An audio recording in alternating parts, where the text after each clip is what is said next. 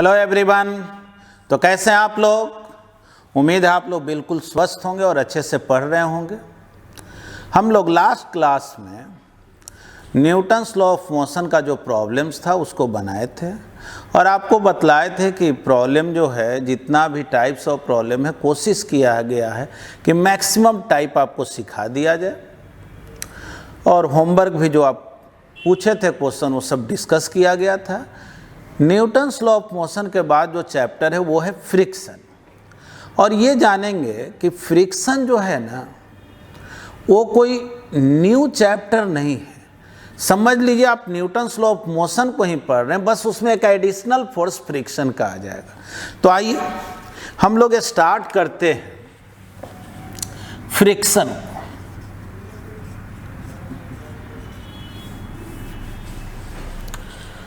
ठीक ना। फ्रिक्शन भी जो है वो एक फोर्स है, इतना तो आप पहले से भी जानते हैं। जैसे एग्जाम्पल के लिए मान लीजिए इस टेबल पे आप एक ब्लॉक को रख दिए,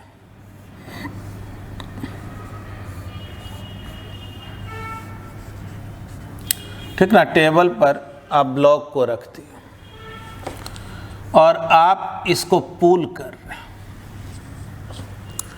क्या देखेंगे कि अगर आप वेरी स्मॉल फोर्स लगाए, जनरली आप देखते हैं जैसे यही पेन है मेरे हाथ पे रखा हुआ, अब वेरी स्मॉल अमाउंट का फोर्स लगा रहे हैं, देख रहे हैं कि पेन आगे जा ही नहीं रहा। नहीं, हर बॉडी को ढकेलते हैं तो कोई ज़रूरी है कि हर बॉडी आगे जाने ही लगता है। तो ध्यान से देखें, आप फोर्स लगा रहे हैं इधर, नॉर्मल तो ऊपर लग रहा है, mg नीचे लग रहा है, लेकिन कोई तो फोर्स है ना जो इसको आगे जाने से रोक रहा है।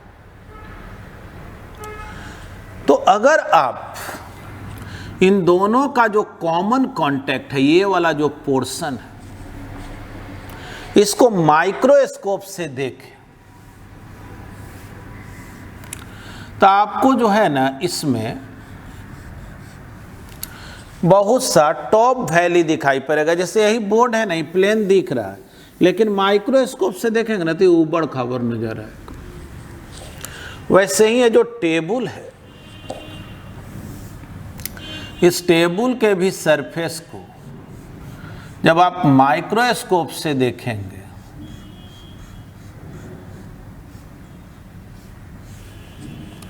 तो इसमें भी बहुत सा टॉप पॉइंट वैली बना हुआ रहता। अब जैसे इस ब्लॉक को आप इस पे रख दिए और आप पुल कर रहे हैं, तो दोनों सरफेस के इंटरलॉकिंग के वजह से, ठीक ना, टॉप वैली जो बना हुआ है ना वो इंटरलॉक करता है और इसी इंटरलॉकिंग के वजह से एक ऐसा फोर्स डेवलप होता है जो बॉडी के रिलेटिव मोशन को अपोज करता है। यानी बॉडी अगर आगे जाना चाहता है तो फोर्स पीछे लगता है और उसको आगे जाने से रोकता है। ठीक, तो बोलेंगे when a body slides over another body, ठीक ना। एक बॉडी अगर दूसरे बॉडी पे स्लाइड कर रहा हो, then due to interlocking of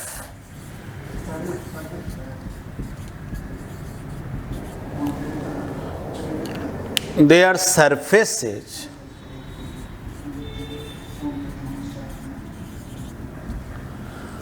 ठीक ना, due to interlocking of their surfaces a force develops which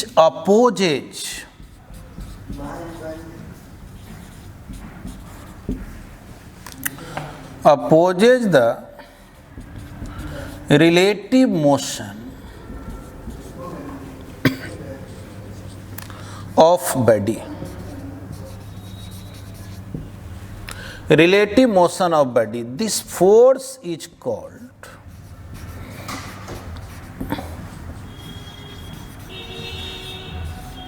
friction। ठीक ना, इसी फोर्स का नाम क्या है? तो फ्रिक्शन फोर्स है। क्या बताए? जब एक बॉडी दूसरे बॉडी पे स्लाइड करता है या उसमें टेंडेंसी होता है स्लाइड करने का, तो दोनों के सरफेस के इंटरलॉकिंग के वजह से एक ऐसा फोर्स डेवलप होता है जो इसके रिलेटिव मोशन को अपोज करता है। यानी ये ब्लॉक इस टेबल के रिस्पेक्ट में आगे जाना चाह रहा है तो एक फ्रिक्शन इधर लगेगा और जो इसको आगे जाने से रोकेगा, है ना। आगे जाने से रोकना चाहेगा या रोक पाएगा तो ठीक है, और नहीं तो विरोध तो करते रहेगा, भले बॉडी स्लाइड करते रहे। तो चलिए, ये तो हम लोग बेसिक डिफिनीशन जो है फ्रिक्शन का समझे, उसका रीजन को समझे। अब देखिए, जहाँ तक सवाल है तो फ्रिक्शन, यानी हम लोग अभी स्लाइडिंग फ्रिक्शन का मेनली बात करते हैं। फ्रिक्शन को मेनली जो है 3 पार्ट में हम लोग डिवाइड करते हैं। एक हो गया स्टैटिक फ्रिक्शन, दूसरा हो गया लिमिटिंग फ्रिक्शन, और तीसरा जो हो गया वो है काइनेटिक फ्रिक्शन। वैसे देखे, बहुत सा बुक जो है ना फ्रिक्शन को 2 ही पार्ट में बांटता है, स्टैटिक और काइनेटिक, लिमिटिंग नहीं बोलता। लेकिन नहीं भी लिमिटिंग बोलेंगे तो स्टैटिक फ्रिक्शन ही जब अपने मैक्सिमम वैल्यू पर पहुंचता है तो उसी का नाम लिमिटिंग फ्रिक्शन हो जाता है। लेकिन हम लोग 3 टाइप करके इसको पढ़ेंगे, तो ठीक है। चलिए, सबसे पहले आपके दिमाग में ये आएगा कि ये स्टैटिक फ्रिक्शन क्या है ना। ये स्टैटिक फ्रिक्शन क्या है?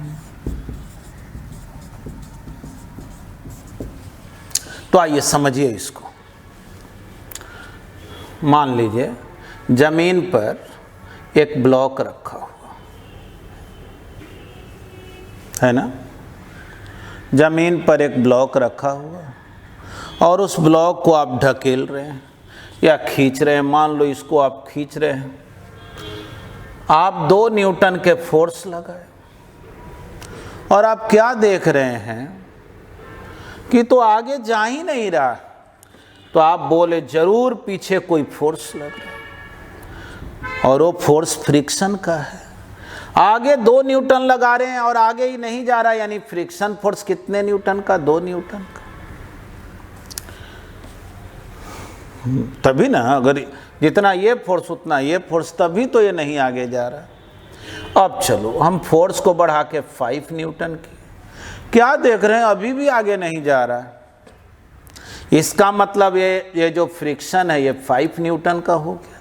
सोचो, ऑब्जेक्ट रुका हुआ, ऑब्जेक्ट मोशन में नहीं, लेकिन फ्रिक्शन लग रहा है। इसीलिए इस फ्रिक्शन का नाम क्या है? Static friction. स्टैटिक मतलब क्या हुआ? रेस्ट में, स्थिर। यानी ऑब्जेक्ट स्थिर भी हो और फिर भी उस पर जो फ्रिक्शन लगे उसको हम लोग क्या बोलते हैं? Static friction. अब चलो, फोर्स को बढ़ा के क्या किए? 10 न्यूटन। क्या देख रहे हो? अभी भी आगे नहीं जा रहा, यानी फ्रिक्शन भी बढ़ के 10 न्यूटन। इसका मतलब ये हुआ कि स्टैटिक फ्रिक्शन जो है वो सेल्फ एडजस्टिंग फोर्स है। अगर आप इसको बढ़ाएंगे तो ये खुद ब खुद बढ़ जाता है। अब चलो, बढ़ाते बढ़ाते फोर्स को हम किए 20 न्यूटन, और जब 20 न्यूटन किए ना तो देखे कि ये चलने की स्थिति में आ गया। अब 20 न्यूटन तक, मतलब चलने, अभी भी चल नहीं रहा, चलने की स्थिति में आ गया। 20 न्यूटन से ज़्यादा कुछ भी फोर्स लगा दे रहे तो चल दे रहा है। तब बोलेंगे कि देखो भाई, यही हो गया maximum value of static friction, जिसको क्या बोलते हैं? Limiting friction. यानी कि फ्रिक्शन का वैल्यू इस एग्जाम्पल में तब 20 न्यूटन से ज़्यादा नहीं हो सकता है। अब चलिए, कोई कहा लेकिन अब तो हम क्या किए, फोर्स को बढ़ा के 25 न्यूटन किए, तो क्या ये भी बढ़ेगा? बोलेंगे नहीं, अब जितना बढ़ना था ये बढ़ गया। अब ये फोर्स जो है ना फिक्स हो गया। अब बढ़ा के तुम 50 न्यूटन करो, 500 न्यूटन करो, फोर्स को बढ़ाते जाओ, कोई फर्क नहीं पड़ना है। स्टैटिक फ्रिक्शन जो है वो तो तब तक था जब तक ऑब्जेक्ट रेस्ट में था। जैसे ही ऑब्जेक्ट मोशन में आ गया, ये जो वैल्यू है वो वैल्यू फिक्स्ड हो गया, इसमें अब कोई चेंजिंग होने वाला नहीं है। ध्यान से सुने, अब आप फोर्स कितना भी बढ़ाइए, अभी फोर्स बढ़ाएंगे एक्सलेशन बढ़ेगा, लेकिन फोर्स ऑफ फ्रिक्शन में कोई चेंजिंग नहीं होगा। और वो कितना रहेगा? 20 न्यूटन के 20, यानी ये अपने मैक्सिमम वैल्यू पर पहुंच गया। लेकिन इसमें भी जो है ना एक माइक्रोस्कोपिक कंसेप्ट है। जैसे आप जब 20 न्यूटन का फोर्स लगाए तो ऑब्जेक्ट चलने की स्थिति में आ गया, चल नहीं रहा अभी भी, चलने की स्थिति, यानी ये स्टैटिक फ्रिक्शन बढ़ के कहाँ तक पहुँचा? 20 न्यूटन। लेकिन जैसे ही 20 से आप आगे गए, 25 न्यूटन का फोर्स लगाए, तो अब फ्रिक्शन, बोलने के लिए हम लोग बोल देते हैं कि 20 न्यूटन ही लगेगा, लेकिन हकीकत ये है कि वो 20 से भी कुछ कम हो जाता है। मान लो 19.9 न्यूटन हो गया। अब आप 50 न्यूटन किए तो ये 19.9 न्यूटन ही रहेगा। 500 न्यूटन के 19.9 न्यूटन ही रहेगा। मतलब कि सही बात तो ये है ना कि ऑब्जेक्ट जैसे ही चलना शुरू करता है, फ्रिक्शन का वैल्यू स्लाइटली जो है घट जाता है। यानी थोड़ा ऐसे इमेजिन करो ना, एक प्रयोग के तौर पे देखो, जैसे एक अलमीरा है, हेवी अलमीरा है, और तुम ढकेलने की कोशिश करो, एकदम पूरा जोर लगा रहे हैं, आज जा ही नहीं रहा, जा ही नहीं, और एक बार थोड़ा फिसल जाए तो फिर ढकेलते हो तो आसानी से जाता है, उसके पहले के तुलना में तो आसानी से जाता है। मतलब कि अगर कोई ऑब्जेक्ट रुका हुआ रहता है ना, तो रुका हुआ ऑब्जेक्ट का इनर्शिया प्रॉपर्टी है कि वो रुका ही हुआ रहना चाहता है। नहीं, कोई अलमीरा है रुका हुआ, ये भी भाई न्यूटन का फर्स्ट लॉ, यानी रुका हुआ ऑब्जेक्ट को मोशन में लाने के लिए कोई फोर्स की जरूरत पड़ेगा कि नहीं? तो वो तो पड़ेगा। और दूसरा फ्रिक्शन भी है, तो फ्रिक्शन के अगेंस्ट भी काम करना पड़ेगा कि नहीं? यानी रुका हुआ ऑब्जेक्ट को मोशन में जब आप लाते हैं तो आपको ज़्यादा फोर्स इसलिए अप्लाई करना पड़ जाता है क्योंकि एक तो उसके इनर्शिया स्टेट को चेंज करना है, यानी रेस्ट से मोशन में लाना है, और दूसरा जो है फ्रिक्शन के अगेंस्ट काम करना। लेकिन जब मोशन में आ जाता है तब तो उसका इनर्शिया चाहता है कि हम मोशन में ही बने रहें, तो कम से कम आप इनर्शिया के अगेंस्ट तो आपको काम नहीं ना करना पड़ता है। अब तो मोशन में आ गया तो मोशन तो बना के रखना चाहता है, तब आप कम ही फोर्स लगाते हैं, तब भी ऑब्जेक्ट आगे की ओर जा पाता है, क्योंकि फ्रिक्शन का वैल्यू स्लाइटली जो है वो घट जाता है। ये अलग बात है कि न्यूमेरिकल बनाते समय हम लोग मान करके चलते हैं कि ये स्टैटिक फ्रिक्शन का मैक्सिमम वैल्यू 20 न्यूटन है, तो अब फोर्स कितना भी बढ़ाओ फ्रिक्शन 20 न्यूटन ही रहेगा। लेकिन हकीकत में जैसे ही आप स्टैटिक फ्रिक्शन से ज़्यादा फोर्स अप्लाई करते हैं तो फ्रिक्शन कुछ घट जाता है, यानी बॉडी जैसे ही मोशन में आता है फ्रिक्शन का वैल्यू लिमिटिंग वैल्यू से थोड़ा सा कम हो जाता है, और उसी फ्रिक्शन को बोलते हैं काइनेटिक फ्रिक्शन। यानी काइनेटिक फ्रिक्शन को कैसे डिफाइन करेंगे? बोलेंगे जब कोई ऑब्जेक्ट मोशन में हो, रिलेटिव मोशन, यानी जिस सरफेस पे रखा हुआ हो और उस सरफेस पर अगर फिसल रहा तो उस तब जो फ्रिक्शन लगेगा उसको क्या बोलेंगे? काइनेटिक। तो फिर समझ लें, स्टैटिक, लिमिटिंग, काइनेटिक। स्टैटिक क्या है? बॉडी रुका हुआ है और उस पर हम फोर्स अप्लाई कर रहे हैं, अब बॉडी आगे नहीं जा रहा, तो जो फ्रिक्शन लग रहा है स्टैटिक। अब चलो फोर्स हम बढ़ाते गए और एक ऐसा स्टेज आया कि ऑब्जेक्ट एकदम स्लाइडिंग कंडीशन में आ गया, अब चलेगा कि तब चलेगा, यानी स्टैटिक फ्रिक्शन अपने मैक्सिमम वैल्यू पर पहुंच गया, तो वो लिमिटिंग फ्रिक्शन हो गया। और अब आप इतना फोर्स अप्लाई किए कि बॉडी फिसलने लगा, तो जब बॉडी सरफेस पर फिसलने लगे तो उस समय जो फ्रिक्शन लगेगा वो कौन फ्रिक्शन? Kinetic friction. क्लियर? उम्मीद है आप समझ रहे होंगे। चलिए आगे के काम करते हैं। आगे के काम में अब तो हम लोग को डिफिनीशन वाइज, स्टेप वाइज इस बात को लिखना होगा। तो ऐसा करते हैं कि इसको जो है ना मिटाते हैं और स्टैटिक फ्रिक्शन के डिफिनीशन को लिखते हैं, है ना। स्टैटिक फ्रिक्शन के डिफिनीशन को लिखते हैं।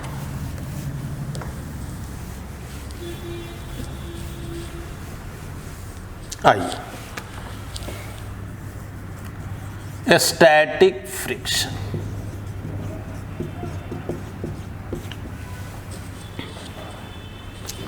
बोलेंगे जैसे जमीन पर इस ब्लॉक को रख दिया,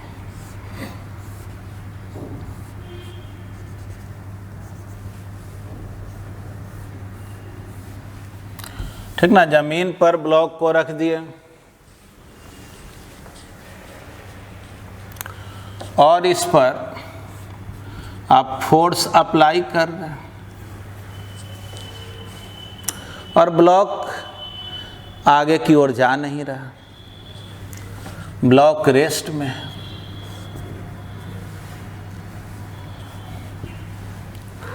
तो बोलेंगे क्या कि इस समय जो फ्रिक्शन फोर्स लग रहा है उस फोर्स को हम लोग स्टैटिक फ्रिक्शन कहें। देखिए एक बात जानेंगे, बार बार एक टर्म यूज करते हैं रिलेटिव मोशन। जैसे ये पेन है ना, इसको हाथ पे रख दिया, चलो मेरा हाथ आगे जा रहा, पेन भी आगे जा रहा। कोई पूछे कि बतलाओ पेन और मेरे हाथ के बीच जो फ्रिक्शन लग रहा है वो कौन फ्रिक्शन है? जल्दी से बतलाओ ये कौन फ्रिक्शन है, ठीक ना। चलो देखो मेरे हाथ पर पेन रखा हुआ, भागते जा रहे। या इमेजिन करो ना, बस के छत पर तुम बैठे हुए हो, अब बस आगे जा रहा, तुम भी बस के साथ आगे जा रहे हो, है ना। बस के छत पर बैठ गए हो, बस आगे जा रहा, तुम भी आगे जा रहे हो। तो तुम्हारे और बस के बीच कोई फ्रिक्शन है कि नहीं? अगर यहां फ्रिक्शन नहीं होगा तो मालूम है क्या होगा? देखो तुम ये हो, आई बस चलना शुरू किया, अब फ्रिक्शन मान लो नहीं है तो देखो क्या होगा, क्या होगा, देख लो क्या होगा। बस चला गया, बस निकल गया, तुम वहीं टपक गए। मतलब कि अगर बस के साथ आप आगे जा रहे हैं तो जरूर कोई फोर्स है जो आपको आगे जाने में हेल्प कर रहा है। अब फ्रिक्शन नहीं होगा ना, तब आप आगे नहीं जा पाएंगे। और अब देखो एक आम बोलचाल के भाषा में लोग क्या बोलता है, बस में हम बैठे हुए तो बस जा रहा तो हम भी जा रहे हैं। अरे बस के जाने से आप नहीं चले जाइएगा, जब तक कोई आप पर फोर्स नहीं लगेगा ना, आप कहीं जाने होने वाले नहीं हैं। अब बस पर आप बैठे हुए हैं, अब बस का सरफेस एकदम चिकना है, बस चला गया, आप कहीं नहीं जाएंगे। यानी आपको कौन फोर्स ले जाता है? Friction force. तो वैसे ही देखो मेरे हाथ पर पेन रखा हुआ है, हाथ जा रहा है, पेन जा रहा है, पेन जा रहा है। अब बोलो ये कौन फोर्स? हम मेरे हाथ और पेन के बीच जो फ्रिक्शन लग रहा है उस फ्रिक्शन का नाम क्या दें? स्टैटिक, लिमिटिंग, काइनेटिक, क्या नाम दें? जल्दी से बोलो ना। देखो मेरे हाथ पर पेन जा रहा है, बस के छत पर बैठे हुए बस जा रहा है, ये कौन फ्रिक्शन? तो बोलेंगे कि देखो अगर आदमी बस पर फिसल नहीं रहा, पेन मेरे हाथ पर अगर फिसल नहीं रहा आगे या पीछे, तो वो है स्टैटिक फ्रिक्शन। तो कोई कहेगा भाई बस पर हम बैठे हुए हैं तो हम में तो मोशन है ना। बोलेंगे है, मोशन तो है ही, जितना बस में मोशन उतना ही आप में मोशन, लेकिन बस के रिस्पेक्ट में मोशन नहीं है। यानी आप में कोई रिलेटिव मोशन नहीं है। बस के सरफेस पर आप फिसलने अगर लगेगा तो काइनेटिक फ्रिक्शन हो जाएगा, और अगर साथ साथ जा रहे हैं तो कौन फ्रिक्शन है? तो स्टैटिक फ्रिक्शन। तो ठीक है, तो देखो बोलेंगे क्या, मान लो ये जमीन है, बस नहीं समझना ये फिक्स सरफेस है, जाहिर है हॉरिजॉन्टल सरफेस है। कोई पूछे कि ये स्टैटिक फ्रिक्शन को भाई कैसे डिफाइन करे, तो बोलेंगे कि कोई ऑब्जेक्ट पे जब कोई फोर्स आप अप्लाई करते हैं और उसके बावजूद भी उसमें कोई रिलेटिव मोशन अगर नहीं हो, तब जो फ्रिक्शन उसके मोशन को अपोज करता है उसको हम लोग स्टैटिक फ्रिक्शन बोलेंगे। व्हेन एन ऑब्जेक्ट या बॉडी जो भी कहो is acted upon bye an external force,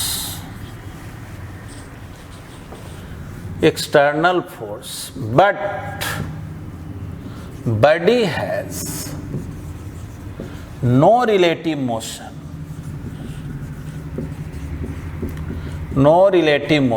then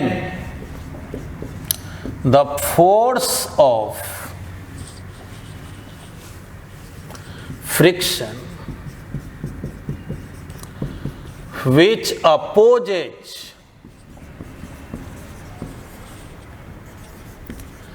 its tendency of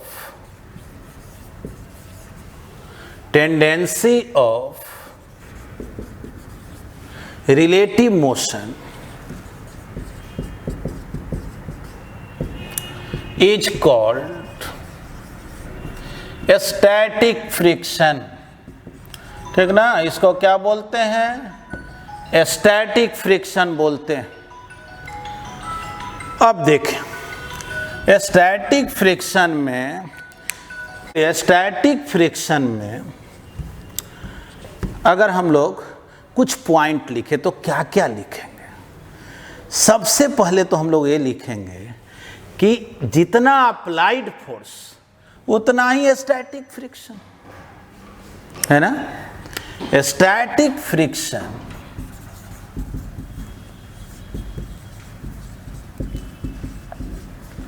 is equal to applied force if body is placed on fixed surface। मतलब कि ये जमीन तो फिक्स्ड है, आप अगर यहाँ 2 न्यूटन के फोर्स लगाएंगे तो स्टैटिक फ्रिक्शन भी कितने का हो जाएगा, 2 न्यूटन का। सेकेंड पॉइंट, स्टैटिक फ्रिक्शन जो है एक सेल्फ एडजस्टिंग फोर्स, यानी कि अगर अप्लाइड फोर्स को बढ़ाएंगे तो खुद ब खुद बढ़ जाए। बोलेंगे it is a self adjusting force,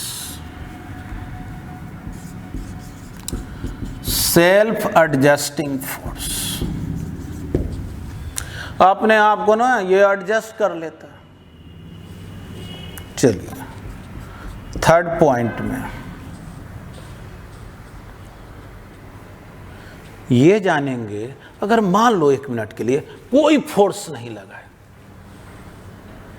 तो स्टैटिक फ्रिक्शन लगेगा कि नहीं। जैसे देखो तो मेरा हाथ पे जो है ना ये पेन रखा हुआ, चलो बोलो पेन और मेरे हाथ के बीच फ्रिक्शन लग रहा है कि नहीं। तो कोई कहा लग रहा है, तो पूछो किस डायरेक्शन में लग रहा है, तो बोलो पेन किधर जाना चाह रहा है। तो क्या पेन से पूछेंगे किधर जाना चाहते हो, नहीं ना, पेन जाना कहाँ चाह रहा है। याद रखना, अगर जाना ही नहीं चाहे तो विरोध कैसे करेंगे। यानी कि अगर एक्सटर्नल फोर्स न लगे, अप्लाइड फोर्स नहीं हो, तो स्टैटिक फ्रिक्शन भी क्या होगा, 0। यानी कोई कहे ना कि भाई देखो जी जमीन पर एक ब्लॉक को रख दिए हैं, मतलब उस पर फ्रिक्शन लगेगा कि नहीं। तो बोलेंगे अगर ब्लॉक को ऐसे ही रुका हुआ और कोई अप्लाइड फोर्स नहीं है तो फ्रिक्शन क्या होगा, 0। यानी बोलेंगे क्या, in absence of applied force, static friction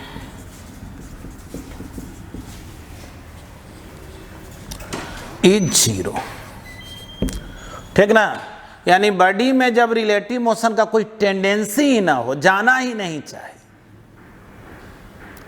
तब कोई उस पर जो है फ्रिक्शन लगने वाला नहीं है। जैसे अब जमीन स्थिर है, अब ब्लॉक उसी पे रखा हुआ, अब कोई अप्लाइड फोर्स नहीं है, तो जाना किधर चाहेगा? नहीं चाहेगा, इसलिए स्टैटिक फ्रिक्शन नहीं लगेगा।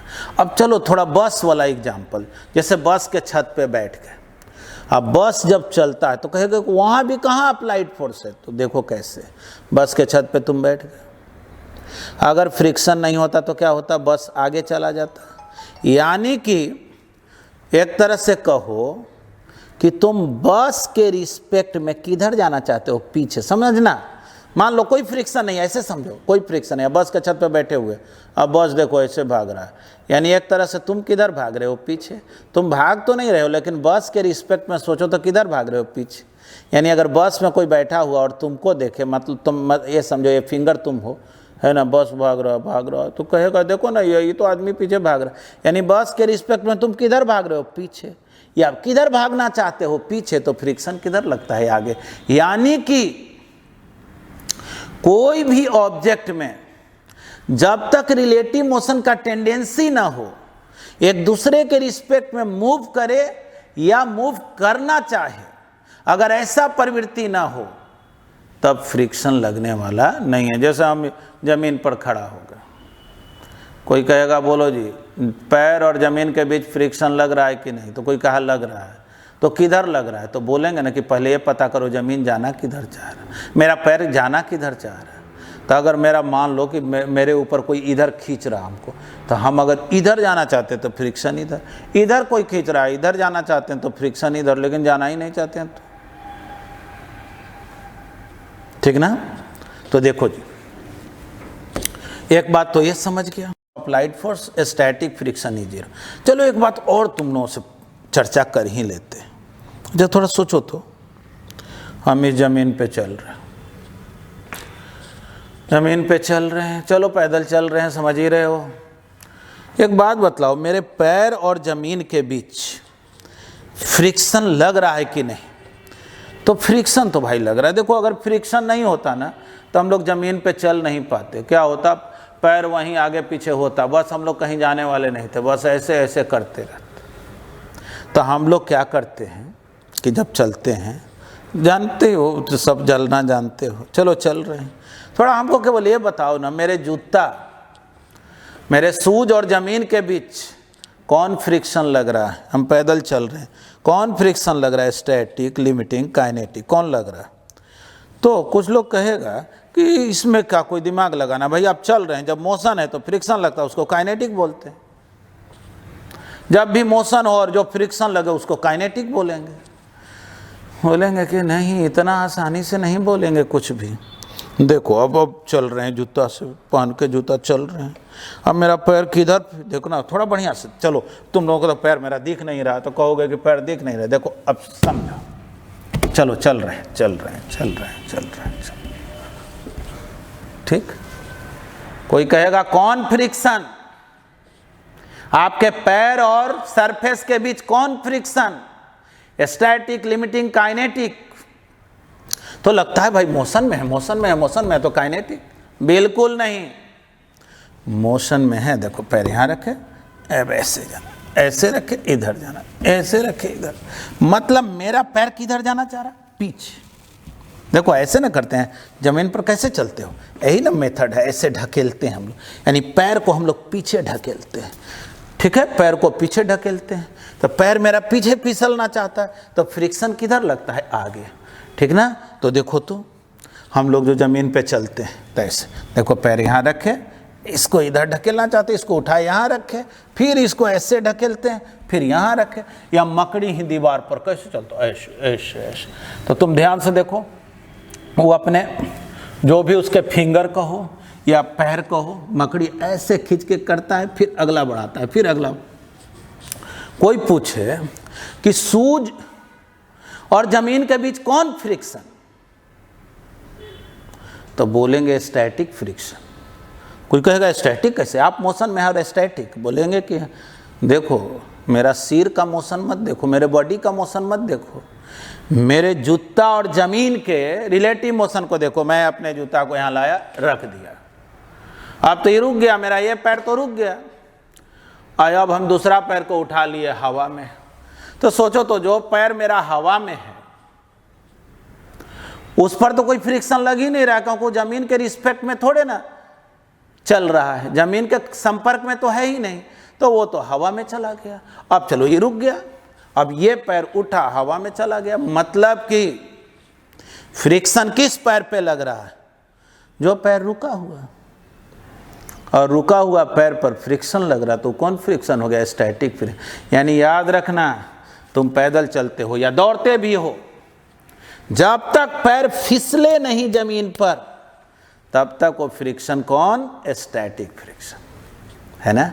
जब तक पैर जमीन के रिस्पेक्ट में फिसले नहीं तब तक वो स्टैटिक फ्रिक्शन। हाँ, अब कोई कहे कि सर एक आदमी ऐसे चले तो ऐसे, अगर ऐसे ऐसे चलेगा तब वो कौन फ्रिक्शन हो गया भाई? काइनेटिक फ्रिक्शन हो गया। तब पैर रगड़ रगड़ के आदमी चले तो वो काइनेटिक फ्रिक्शन होगा, तब तो स्लाइड कर रहा है ना।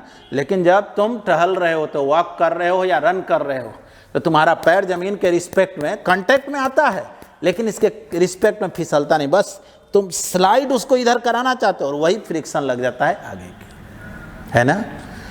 यानी कि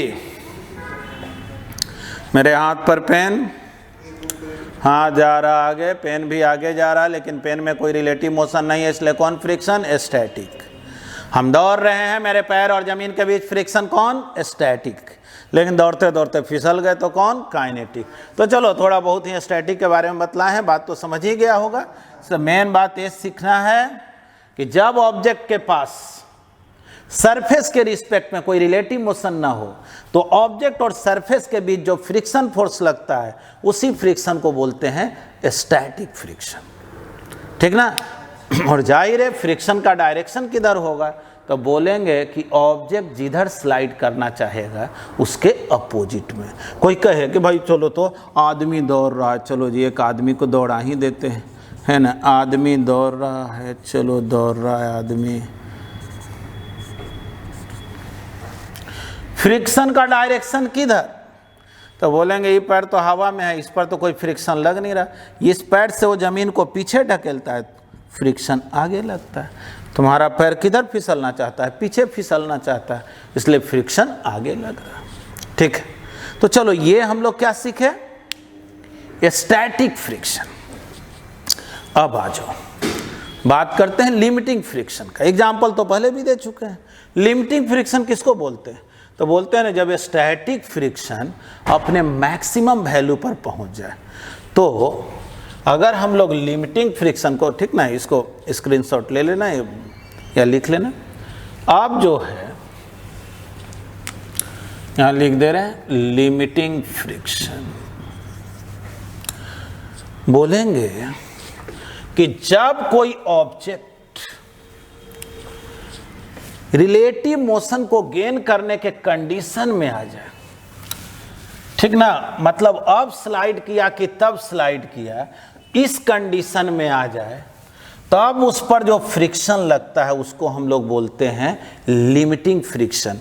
यानी लिमिटिंग फ्रिक्शन कोई नया नहीं है, स्टैटिक फ्रिक्शन को ही लिमिटिंग फ्रिक्शन बोलते हैं जब स्टैटिक फ्रिक्शन अपने मैक्सिमम वैल्यू पर होता है। यानी बोलेंगे क्या? When body comes in condition to just slide on the surface,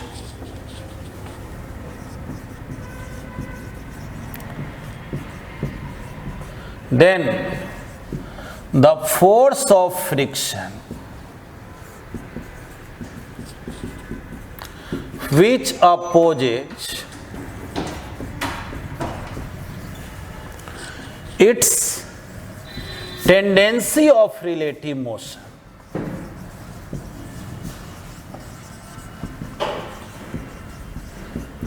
is called limiting friction। ठीक है, आप सीधे बोलेंगे it is maximum value of static friction.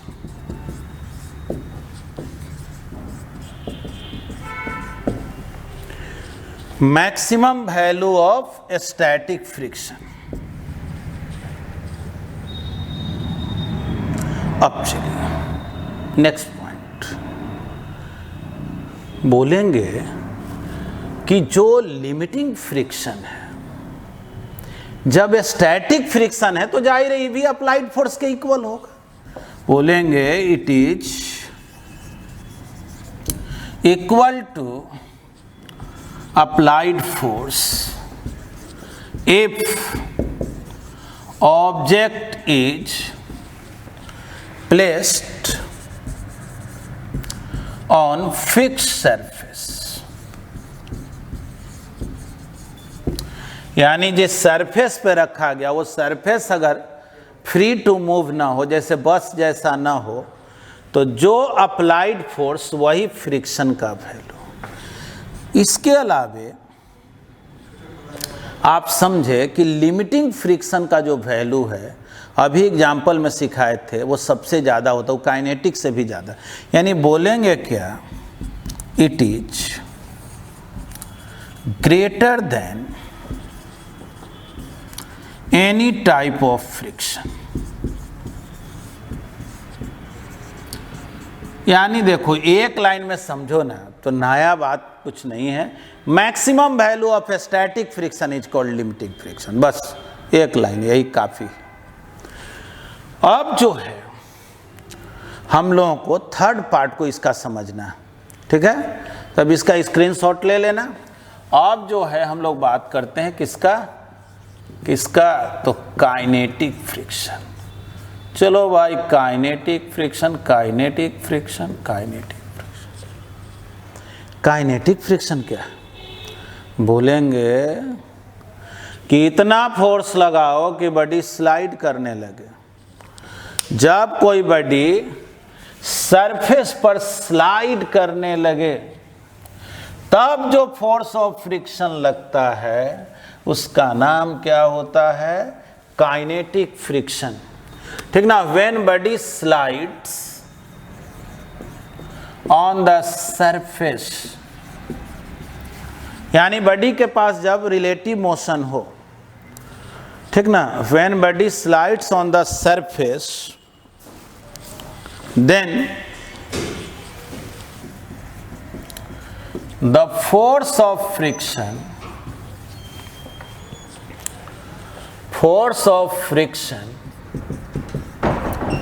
which opposes its relative motion is called kinetic friction।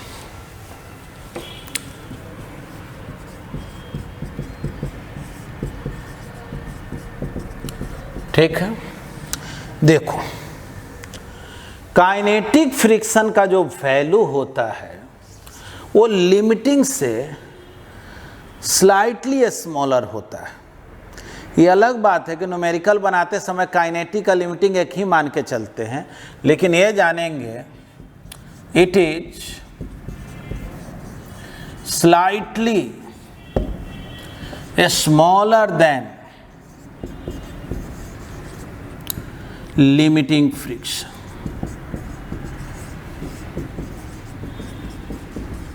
ठीक है। Second, देखो इसका value को अप्लाइड फोर्स से कोई मतलब नहीं, यानी फोर्स ज़्यादा लगे कम लगे, फ्रिक्शन का वैल्यू इसमें फिक्स रहता, बस बॉडी चलना चाहिए। यानी बोलेंगे it does not depend on applied force।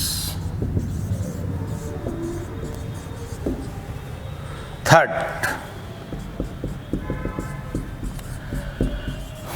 it does not depend on acceleration or velocity of body। मतलब कि बॉडी में कितना एक्सेलरेशन है, ज़्यादा है कम है, या वेलोसिटी क्या है, उससे कोई उसको लेना देना नहीं। अगर काइनेटिक यानी स्लाइड कर रहा है, रिलेटिव मोशन है, तो उसका वैल्यू जो है वो फिक्स रहेगा। ठीक ना। तो चलिए हम लोग ये तीनों टाइप को पढ़े, static friction, limiting friction, kinetic friction. ठीक है, इसका भी स्क्रीनशॉट ले लेंगे। और अब जो है ना, हम लोग इसका थोड़ा ग्राफिकल रिप्रेजेंटेशन देखते हैं। ग्राफिकल रिप्रेजेंटेशन देख लिया जाए। मतलब कि जब आप अप्लाइड फोर्स को बढ़ाते हैं तो फोर्स ऑफ फ्रिक्शन पर क्या इफेक्ट होता है, चलो इसको समझ लेते हैं। चलिए आइए देखें। जैसे इधर है अप्लाइड फोर्स, जिसको हम लोग कैपिटल एफ बोले, और वाई एक्सिस के लॉन्ग फ्रिक्शन को दिखाते हैं, स्मॉल एफ से डिनोट किया। देखिए, अगर आप कोई फोर्स अप्लाई ही मत कीजिए तो फ्रिक्शन 0 हो गया। फोर्स 2 न्यूटन तो friction 2 Newton, force 5 Newton friction 5 Newton. मतलब कि ये 45 डिग्री के एंगल पे स्लोप बनेगा।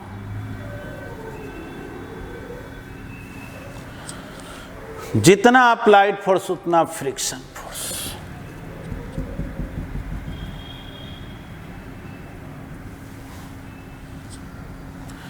फ्रिक्शन जो है अपने मैक्सिमम वैल्यू पर पहुंच गया, है ना। फ्रिक्शन अपने मैक्सिमम वैल्यू पर पहुंच गया। और अब देखो, थोड़ा बढ़िया समझना, अप्लाइड फोर्स को बढ़ा रहे हैं, अब फ्रिक्शन बढ़ना बंद हो गया। मतलब कि ये मैक्सिमम वैल्यू पर पहुंच। अब आप फोर्स बढ़ाइएगा ना इससे ज़्यादा, तो क्या देखे, फ्रिक्शन जो है स्लाइटली घट गया और घट करके कांस्टेंट हो गया। यानी देखो ये ग्राफ क्या कर रहा है कि अप्लाइड फोर्स को बढ़ाओगे तो फ्रिक्शन भी उतना ही हो जाएगा, क्योंकि 45 डिग्री के एंगल पर। आप जो है फ्रिक्शन जब अपने मैक्सिमम वैल्यू पर पहुंच गया और उसके बाद भी आप अप्लाइड फोर्स को बढ़ाए तो फ्रिक्शन थोड़ा सा घट गया। यहाँ पर देखो एक छोटा सा किंक आ गया, ऐठन टाइप का ग्राफ में आ गया, और अब फ्रिक्शन कांस्टेंट हो गया। यानी ये जो है, ये वाला लाइन काइनेटिक फ्रिक्शन को दिखा रहा, और ये टॉप किसको दिखा रहा है, जो एफ मैक्स लिखे वो लिमिटिंग फ्रिक्शन।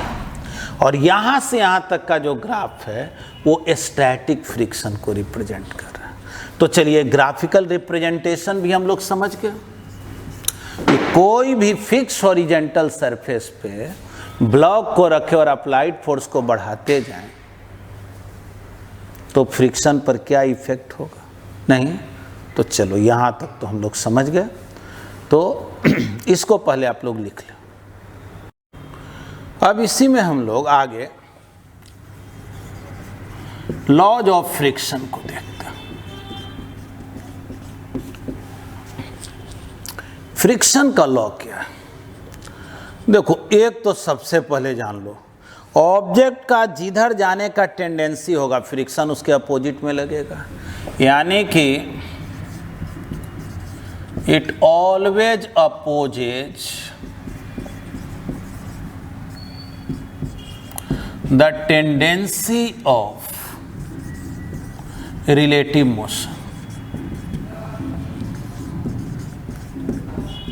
तो ये तो भाई बहुत बार सुन लिए, यूनिवर्सल ट्रूथ लॉ। अब चलो सेकंड पॉइंट को समझना। जैसे कोई ब्लॉक, इसको हम लोग फिक्स सरफेस पे रख दिए, जमीन पे रख दिया।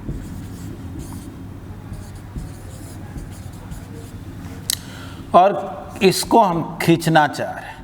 मान लो इसको जब हम 15 न्यूटन का फोर्स लगाए तब क्या देखे कि ये चलने की स्थिति में आ गया, यानी कि फ्रिक्शन का मैक्सिमम वैल्यू जो है वो 15 न्यूटन हुआ। और इसी ब्लॉक को जब हम ऐसे रख दिया, है ना, ऐसे था, इस तरह से रख दिया, ठीक ना। एक ही ब्लॉक चेंज नहीं किए हैं, बस केवल जो है इसका ओरिएंटेशन बदल दिए। अब जो है फिर इसको खींच रहे हैं और क्या देख रहे हैं कि फिर जब हम 15 न्यूटन का फोर्स लगाए तभी ये चलने की स्थिति में आया, यानी फिर लिमिटिंग फ्रिक्शन 15 न्यूटन। सोचो, इसमें एरिया ऑफ कांटेक्ट कम था, इसमें एरिया ऑफ कांटेक्ट ज़्यादा है, फिर भी जो है फ्रिक्शन का वैल्यू क्या है, सेम है। यानी बोलेंगे क्या, it does not depend on area of contact.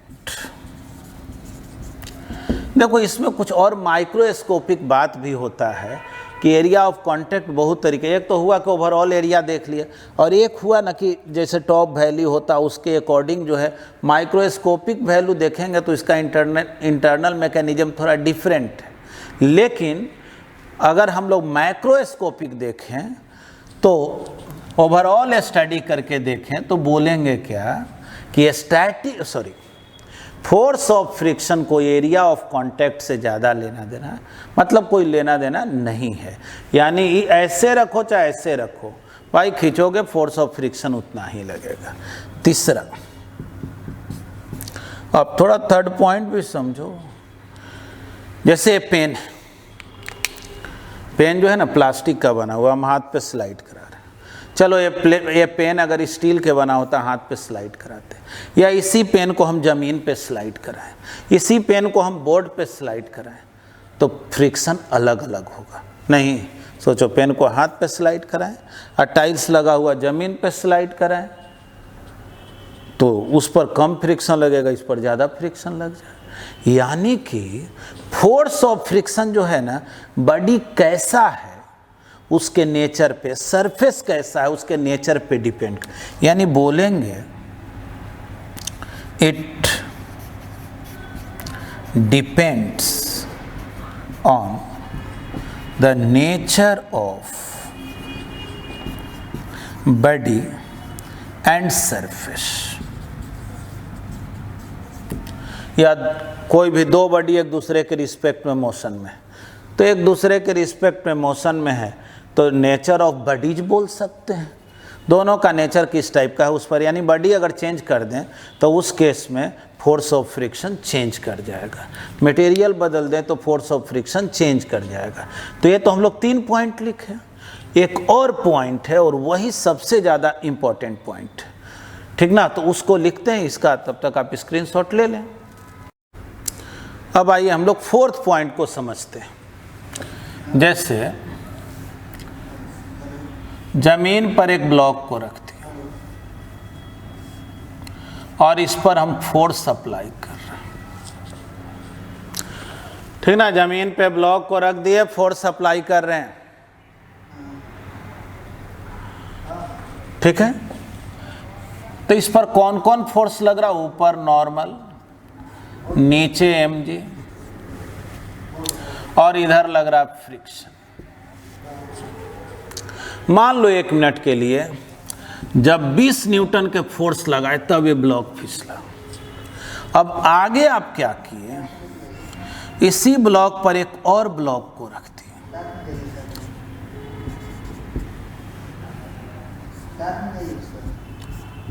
ठीक ना।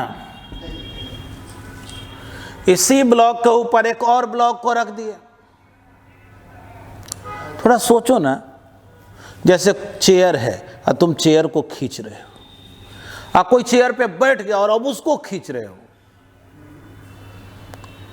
तो क्या दोनों एक ही बात है, दोनों में फ्रिक्शन बराबर होगा। तो जाहिर है इस केस में क्या देखोगे कि मान लो फोर्स 30 न्यूटन लगाए तब ये चलने की स्थिति में आया। यानी बोलो फ्रिक्शन बदल गया कि नहीं। अगर कोई पूछे यहाँ आप बतलाओ नॉर्मल क्या होगा, तो बोलेंगे कि तब तो हो गया m प्लस m डैश जी। यानी देखो तो पहले नॉर्मल mg के इक्वल था, अब नॉर्मल इन दोनों के वेट के इक्वल हो गया। यानी नॉर्मल जितना ही ज़्यादा होगा ना, फ्रिक्शन फोर्स उतना ही ज़्यादा होगा, ठीक ना। जैसे देखो मेरा हाथ है, हम इसको स्लाइड करा रहे हैं बोर्ड पर, ऐसे हम हाथ को ऐसे दाब दें तो अब खींचेंगे तो ज़्यादा फोर्स ला के ना खींचना पड़ेगा। मतलब नॉर्मल रिएक्शन जितना ही ज़्यादा होता है, फोर्स ऑफ फ्रिक्शन उतना ही ज़्यादा होता है। यानी कि बोलेंगे क्या कि force of friction is directly proportional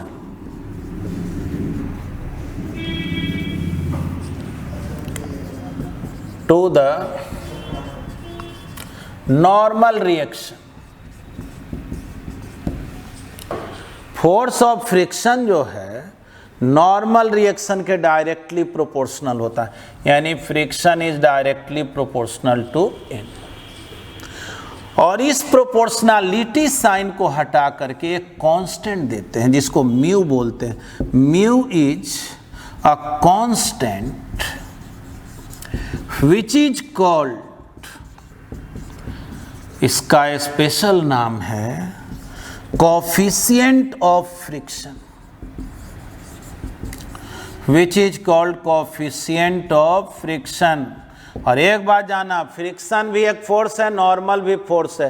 ये भी न्यूटन, ये भी न्यूटन, तो न्यूटन बाय न्यूटन करोगे तो कैंसिल हो जाएगा। यानी म्यू का कोई यूनिट डायमेंशन है, it is a unitless and dimensionless quantity, ठीक ना। इसका कोई यूनिट डायमेंशन नहीं होता, समझ गए। अब जो है देखो, वैसे तो हम लोग फोर्थ पॉइंट को सीख गए, लेकिन कुछ बात जो है ना याद रखना।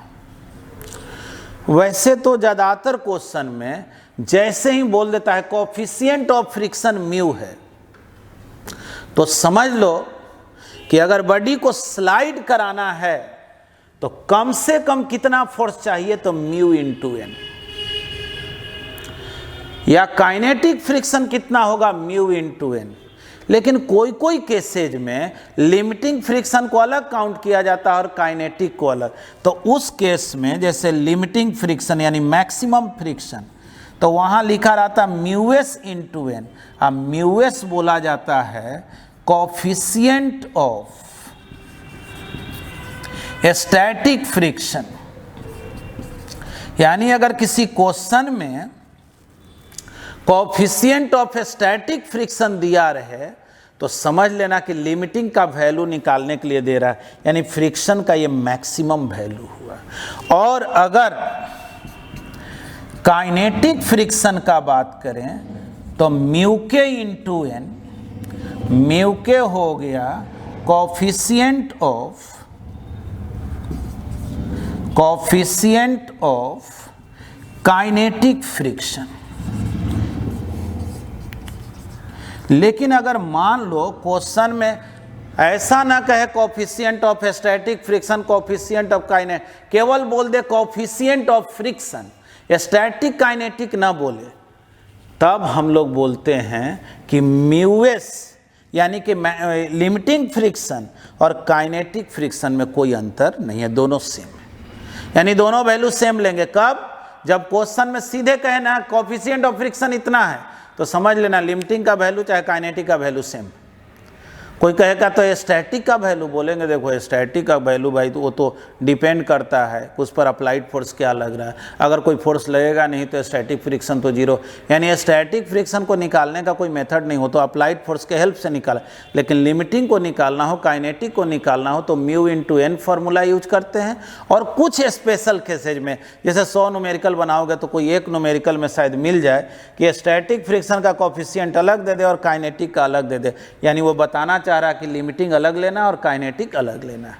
तो उम्मीद है यहाँ तक आप समझे होंगे और आज के क्लास में हम लोग इतना ही सीखते हैं, ठीक ना। आप रिवाइज करेंगे अच्छे से, न्यूटन्स लॉ वाला प्रॉब्लम भी बनाते रहिएगा, कोई दिक्कत होगा उसको एक्सप्लेन करेंगे। चलिए, थैंक यू, धन्यवाद।